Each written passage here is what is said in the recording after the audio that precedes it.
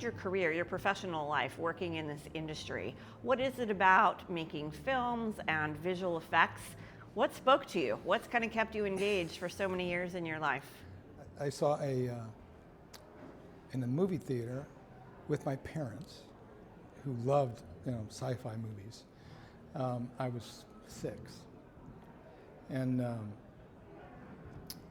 in San Francisco, and we crossed the Golden Gate Bridge to go in and visit relatives. And in the movie theater that day was a film called It Came from Beneath the Sea, where a giant octopus pulled down the Golden Gate Bridge. And I remember talking to my mother about it because we'd just come across the Golden Gate Bridge, and I thought, is it still there? And that sort of grabbed me, like, as a young child, I never got it out of my head. And I started watching all these spectacular films that I thought were spectacular. Seventh Voyage of Sinbad, things like that. And then in later years, I actually met Ray Harryhausen, who did those films.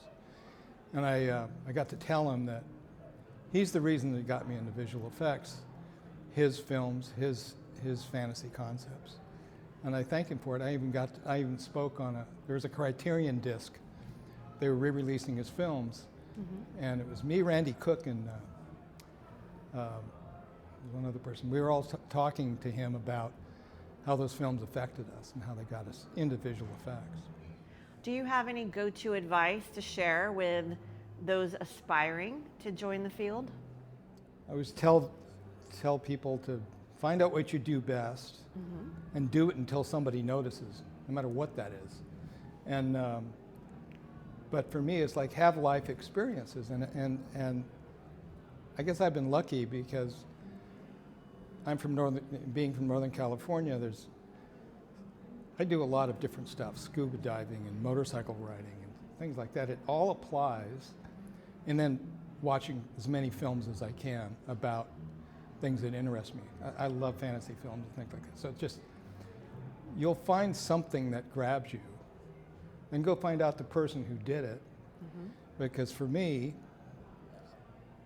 when I saw Star Wars, I ended up 2 years later working with Richard Edlund. I tracked him down. That relationship, or having the same likes, same types of stories, the same film techniques, all of that stuff I found interesting, and I always tell people that's what you have to do. You have to find somebody that you like, see if you can end up working with them, for them, around them.